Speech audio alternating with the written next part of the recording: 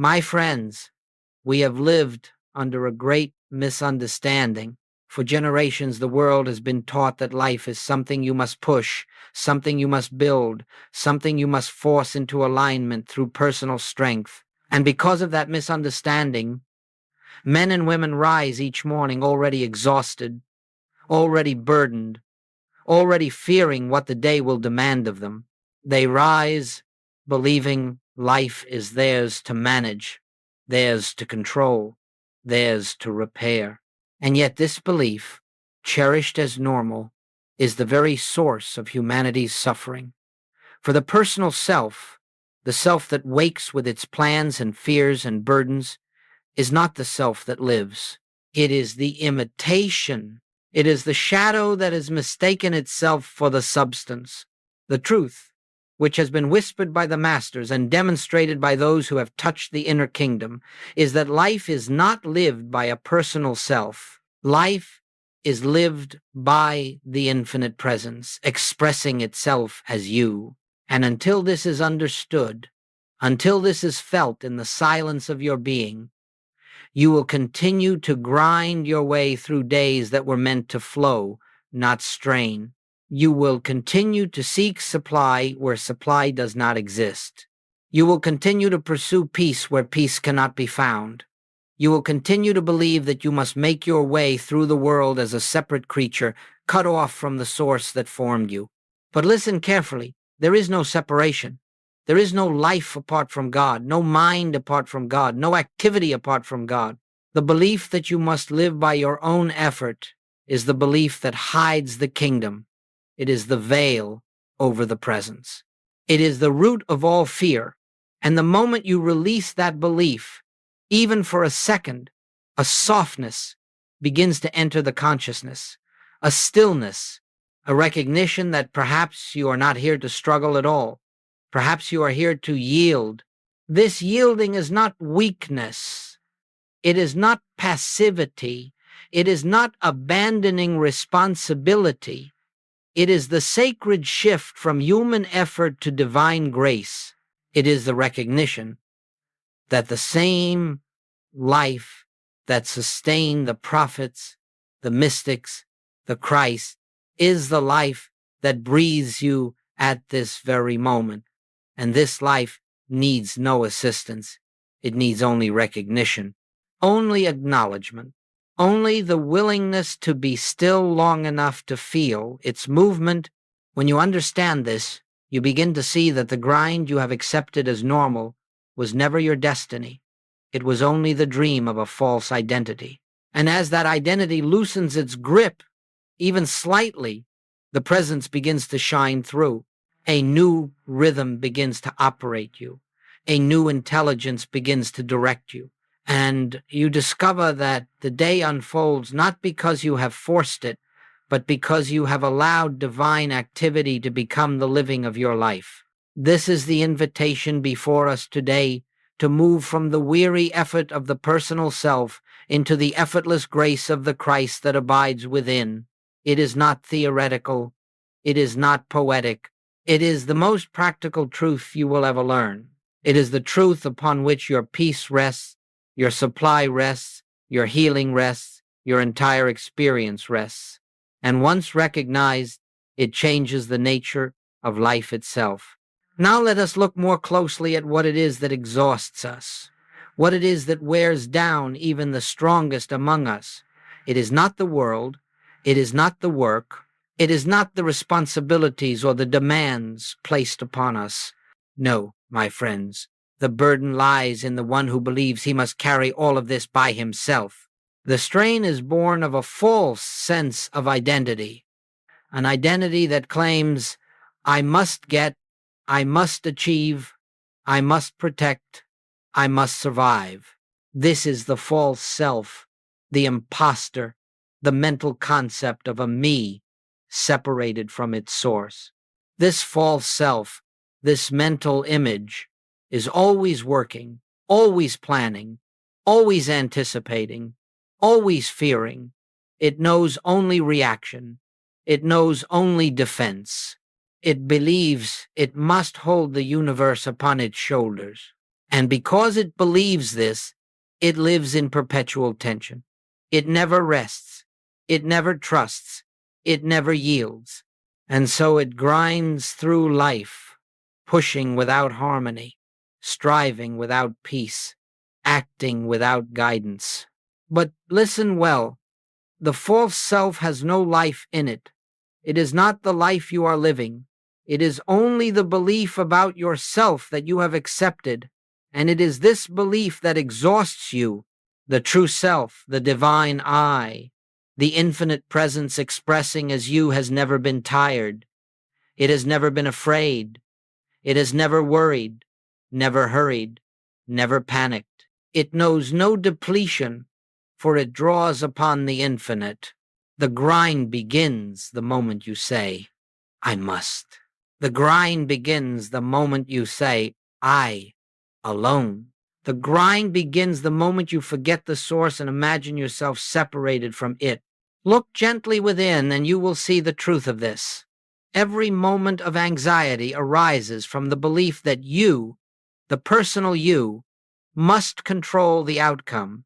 Every moment of fear arises from the belief that you, by your own will, must keep yourself safe. Every moment of exhaustion arises from the belief that you, by mental force, must accomplish what only the presence can do. But what if this entire structure is an illusion? What if the one who fears is not the self at all?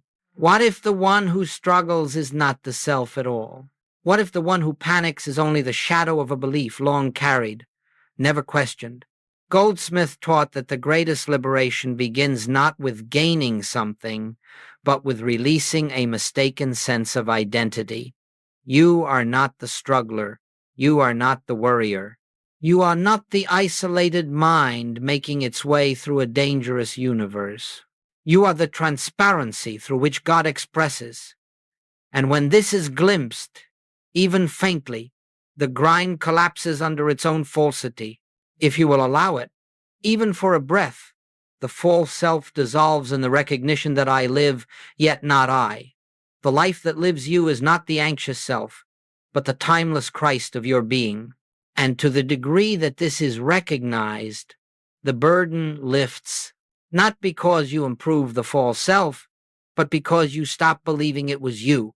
Let us continue now into the next phase of understanding, where we deepen this revelation and begin to discover the activity of grace that functions once the false identity subsides. And now we come to the heart of the matter, grace. For when the false sense of identity begins to loosen, even slightly, something extraordinary and wholly natural takes place. A new activity begins to reveal itself, not as a dramatic event, but as a quiet inner movement. It is the activity of the Christ within, ever present, ever functioning, yet unrecognized until we become still enough to feel its rhythm. Grace is not a special dispensation. It is not something given to the worthy or denied to the unworthy. Grace is the natural unfoldment of divine consciousness when the personal self ceases its interference. It is the effortless operation of God's presence as your life. It requires no pleading, no demanding, no manipulating. It requires only recognition that the life which animates the universe is the very life that animates you now. When you stop pushing, grace takes the lead. When you stop fearing, grace reveals the next step. When you stop insisting on your own way, grace reveals the divine way. Not a way born of intellect, but a way born of infinite intelligence itself. And you will find that this way is always gentle, always clear, always harmonious, because it is the activity of the one presence functioning without obstruction. You see, we have believed that we must bring God into our experience, when in truth, God is the very substance of our experience. We have believed we must invite God into our lives, when in truth we have never lived a moment outside of God.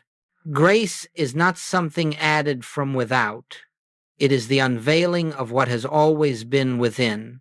The sun does not need to be instructed to shine, it shines by its nature. Grace does not need to be invoked, it flows by its nature. The Christ within you is not a religious symbol or a mystical ideal, it is the living presence of God as your very being.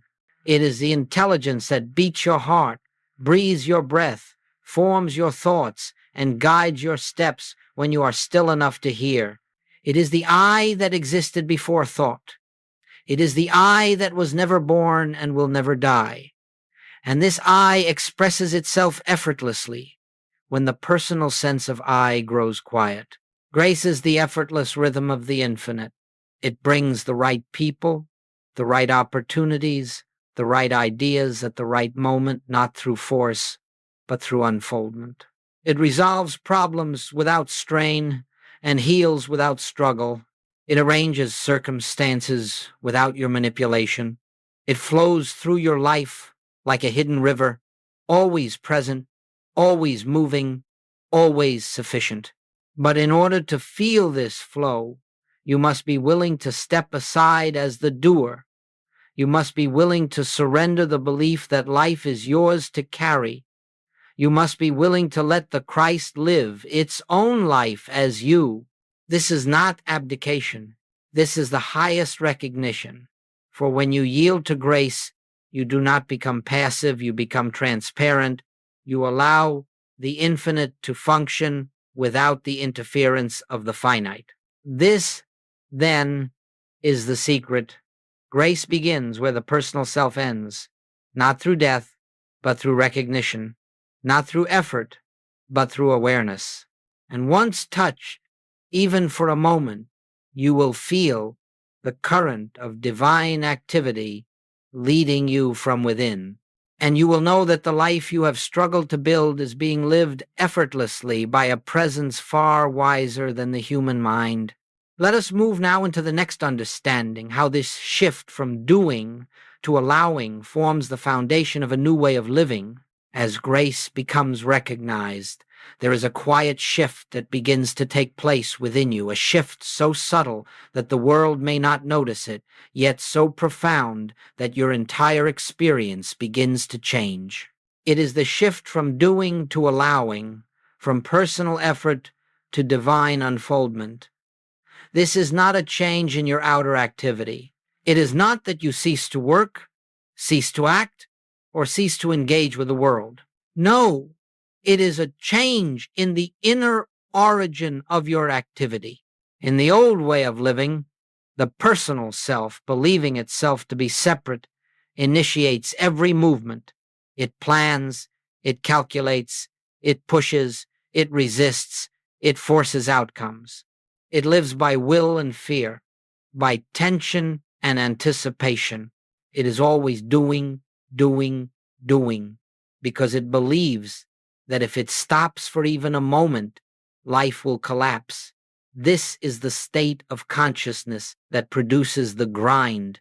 But in the new way, in the way of grace, you discover that you do not live life. Life lives you. You become an instrument, a transparency through which divine intelligence expresses.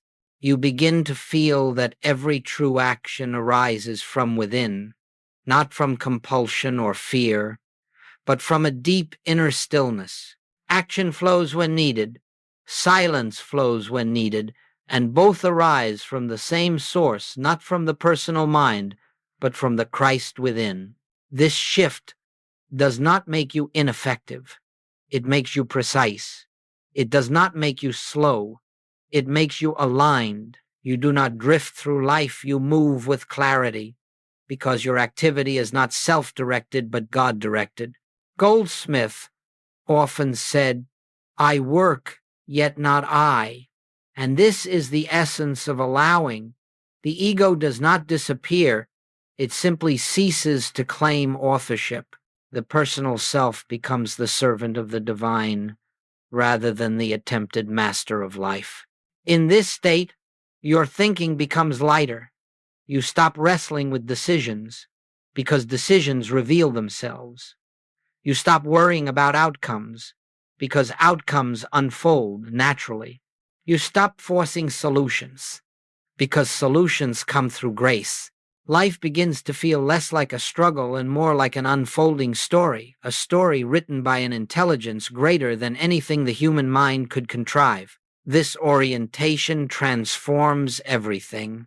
When you need to speak, the words come.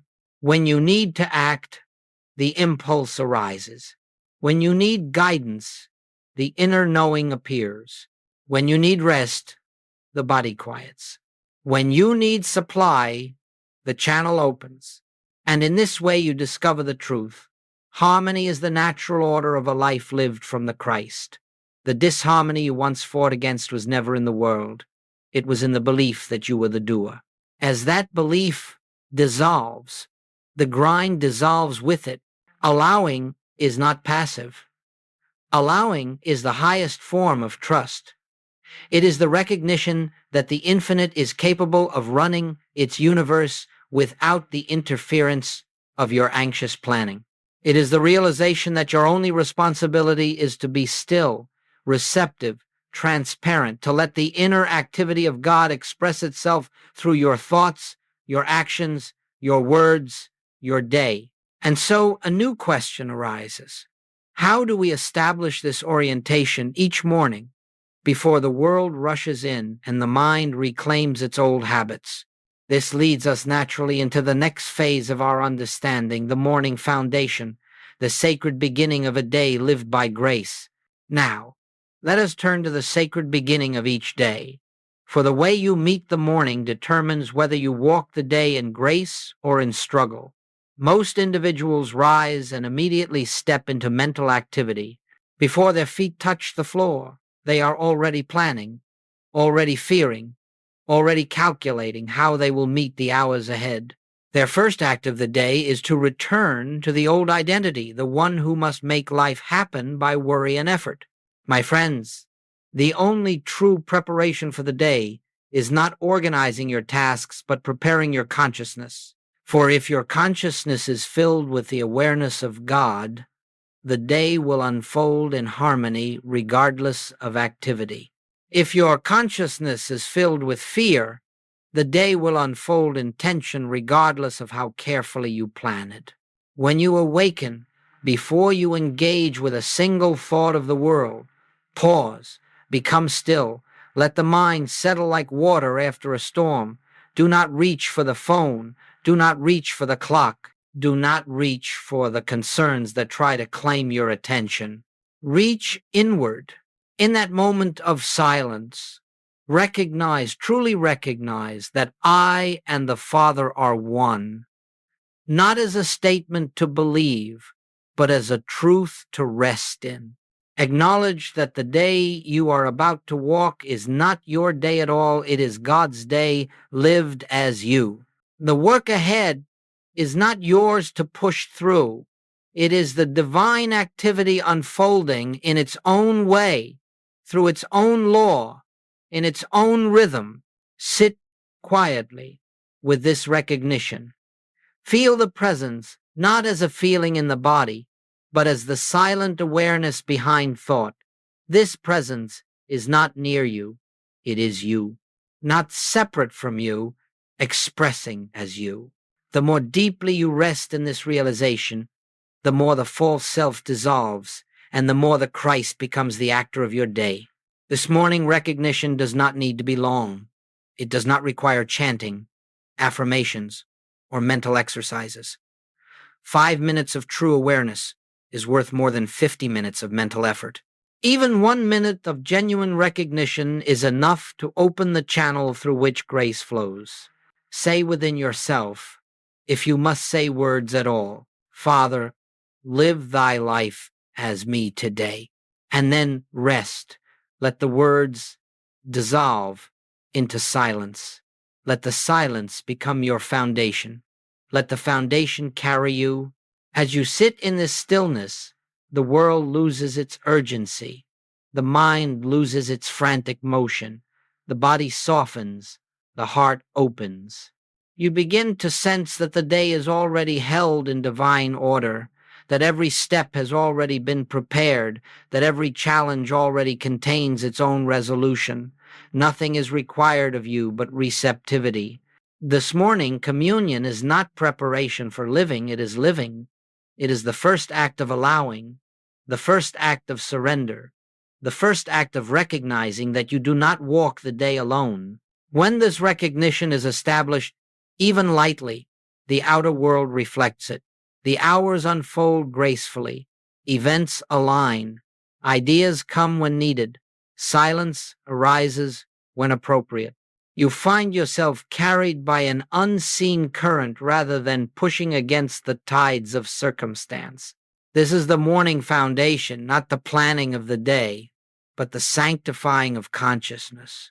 And from this foundation, we move naturally into a new experience of life, walking through the day with the Christ as guide, companion, and activity.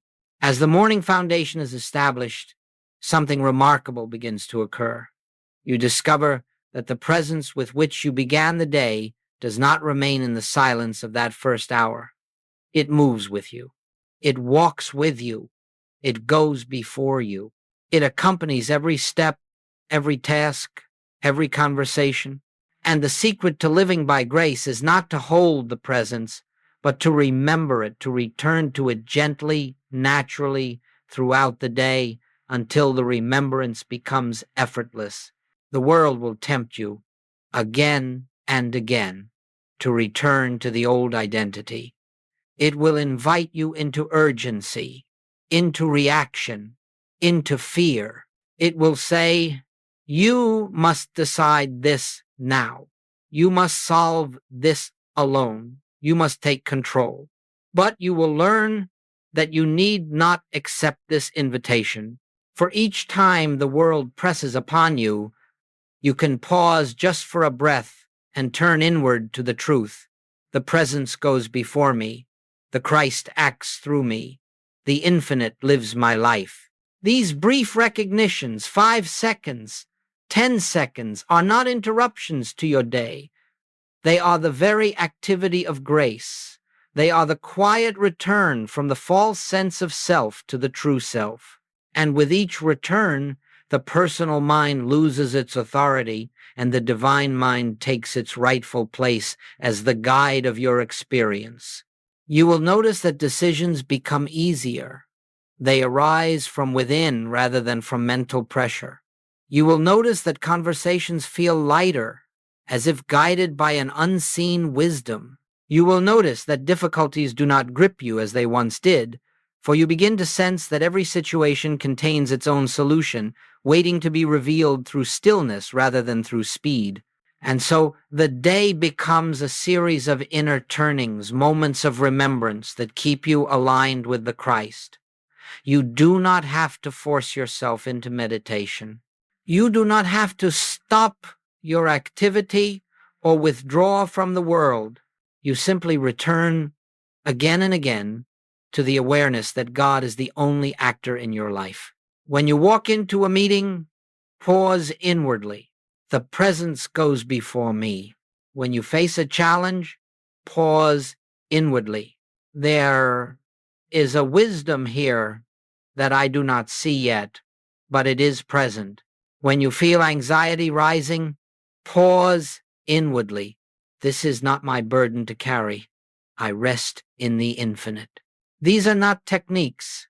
They are recognitions, moments in which you step aside as the doer and let the Christ live the moment through you. And as you continue this practice, you find that the day flows with increasing harmony. You act when action is appropriate. You speak when speech is given. You remain silent when silence is right. You find yourself moving in rhythm with something deeper, steadier, and wiser than the human mind. This is living by grace, not abandoning life, but entering it fully with the awareness that all power, all intelligence, all direction, all supply come from the withinness of your own being. As this realization penetrates your consciousness, anxiety dissolves, tension dissolves, The frantic pace of the personal mind gives way to the calm assurance of divine activity. And so, moment by moment, you become a witness to your own life unfolding, not by your manipulation, but by God's expression. This is the freedom Christ spoke of. The freedom that comes not from what you gain, but from what you release. The belief that you must live your life alone. Let us now continue into the next phase of this journey, how to meet problems from the Christ mind rather than from the struggling self. Now, inevitably, as you move through your day in this new awareness, appearances will arise conditions that seem to contradict the harmony you have begun to feel within. A sudden financial concern, an unexpected conflict, a physical discomfort, a troubling piece of news. In the old consciousness, these events would immediately provoke anxiety, resistance, or frantic planning.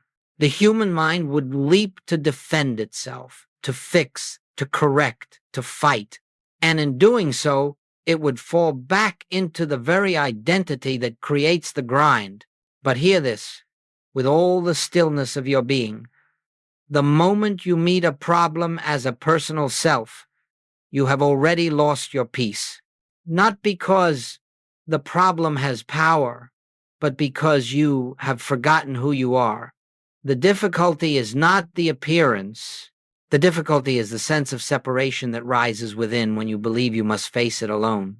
The Christ mind, your true consciousness, does not struggle with appearances. It does not fight them. It does not fear them. It simply recognizes the truth behind them. There is no power in the appearance. There is only God. This recognition is not denial. It is not positive thinking. It is not the attempt to replace a negative thought with a positive one. It is the realization that behind every appearance, regardless of how threatening it may seem, the presence is still the only reality. When something arises that would normally disturb you, pause just long enough to remember the truth. Do not rush to affirm away the condition. Do not rush to correct it. Do not rush to resist it. Instead, turn inward to that silent knowing. Father, you are here. You are the only presence. You are the only power. This appearance has no authority over the infinite. In that moment of recognition, the false belief begins to dissolve. The fear loses its root. The mind grows still. You are no longer meeting the problem from the level of the problem. You are meeting it from the level of God. This does not mean the outer condition instantly vanishes, though sometimes it will. It means that its power over you is broken. It means that you no longer respond from fear, but from inner clarity. And in that clarity, the true solution arises not from effort, but from revelation. Not from the intellect, but from the Christ within. For every appearance contains its own answer, waiting to unfold when you cease trying to force one. Every problem carries within it a spiritual message, waiting to be heard when you become still enough to listen.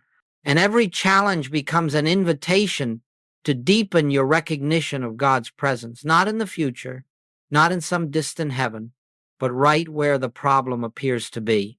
You will notice something astonishing. The moment you refuse to grant an appearance power apart from God, the appearance begins to change. It softens, it yields, it reorganizes itself. Sometimes it resolves outwardly, sometimes it dissolves inwardly. But always, always, its seeming power fades, because the only power it ever had was your belief in its reality. This is how the Christ mind meets difficulties, not with resistance, but with recognition, not with struggle, but with stillness. And as you practice this, you discover that problems no longer accumulate as they once did. They lose their grip. They lose their drama. They lose their urgency. They become what they always were, shadows without substance, dissolving in the light of awareness. From this understanding, we move naturally into the next stage of our journey, how grace, once recognized and allowed, quietly reorganizes the entire structure of your life. As you continue in this way, meeting each moment with recognition instead of resistance, turning inward rather than outward, allowing rather than forcing, you will begin to notice something wondrous. Not suddenly, not dramatically, but quietly, gently, almost imperceptibly at first, your life begins to change. Not because you have worked to change it, but because grace has taken over the activity of your being. Grace does not announce itself. It does not shout. It does not draw attention. It works in the silence, beneath the surface, reordering the structure of your life without fanfare, without spectacle, without the noise of human effort. And when you look back after some weeks, some months, you will say, something has shifted, something has softened, something has opened in me. You will discover that problems arise less frequently, and when they do appear, they do not cling to you as they once did. They lose their stickiness, their emotional weight. They pass through quickly, like clouds across a clear sky. You will discover that relationships begin to harmonize not because others have changed, but because you no longer meet them from the limited self. You meet them from the Christ. And the Christ sees only the Christ in another. You will find that supply appears in ways you could never have arranged. Not through manipulation, not through strain, not through competition, but through a natural flow that seems to know your needs before you speak them. You will find that ideas come to you without effort, that inspiration rises without force, that solutions reveal themselves without struggle. And perhaps most beautiful of all, you will find that fear loosens its grip, not because you have worked to overcome fear, but because you no longer believe in the one who fears. The false identity, the one that lives by worry, by tension, by control, slowly dissolves in the light of your recognition. And as it dissolves, the deep peace that is the nature of your true self begins to shine through. This peace is not the absence of conflict. It is not the stillness of a quiet room.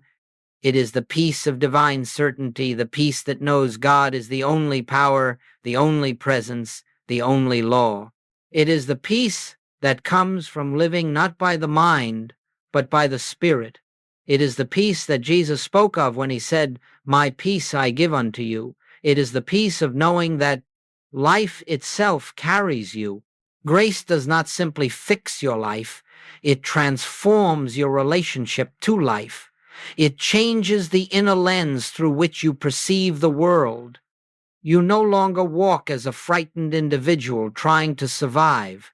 You walk as a divine expression through which the infinite reveals its own nature. This unseen transformation is the quiet miracle of spiritual living. It is the fruit of your recognition. It is the evidence that God is functioning as your consciousness. And once this transformation begins, it does not stop. It deepens. It widens. It expands into every area of your being, your thoughts, your emotions, your actions, your relationships, your work, your health. You come to realize that life is no longer something happening to you. Life is happening through you. And this realization carries you gently into the next stage of our unfolding, the high art of living entirely by grace, especially when circumstances seem most challenging. And so, my friends, we come to the close of this contemplation not as an ending, but as a beginning, an opening through which you may step into a new way of living. For what we have explored together is not theory, not philosophy, not another spiritual technique to add to the burden of the personal self. It is a revelation of truth. It is the unveiling of the life that has been living you since the beginning. It is the invitation to step out of the grind and into grace. You were never meant to carry the weight of your own existence. You were never meant to force your way through life with fear as your compass and effort as your only tool. All of that belongs to the false identity, the one who believes itself separate from God. But the truth is that you have never been separate. Not for a moment, not in your greatest struggle, nor in your deepest confusion. The presence has always been here, closer than breath, closer than thought, living you, sustaining you, loving you. Grace is not something you must earn. Grace is not something you must deserve. Grace is the very nature of your being. It is the rhythm of the infinite, expressing itself as your life. And the moment you turn inward, even slightly, to acknowledge this presence, grace becomes active in your experience. It takes over where your effort ends. It guides where your mind falters. It supplies where your fear trembles. It heals where your belief sees limitation. You need not perfect this practice. You need not master anything. You need only recognize the truth behind all appearances. Recognize the presence that lives you. Recognize the Christ that is your own being. Each recognition, no matter how small, dissolves a layer of the old identity and reveals a greater measure of the life you were always meant to live. So as you step from this moment into the rest of your day, carry this knowing gently within you. You do not walk alone. You do not act alone. You do not think alone. The Father within you doeth the works. Rest in this truth. Yield to it. Trust it. Let it become the foundation of your morning, the companion of your noon, the peace of your evening. Let every breath remind you, I and the Father are one. When this becomes your living awareness, the grind evaporates, and grace becomes the atmosphere in which you move. And so I leave you with this gentle invitation, not as a command, not as a discipline, but as a remembrance of what is already true. Live by grace, live from the Christ within. Let God be the life of your life, and you will discover a freedom the world cannot give and a peace the world cannot take away. The journey does not begin tomorrow. It does not begin when you feel ready. It begins now with your next breath, your next moment of stillness, your next willingness to remember the presence that has never left you. Thank you, beloved friends, for walking this truth with me today.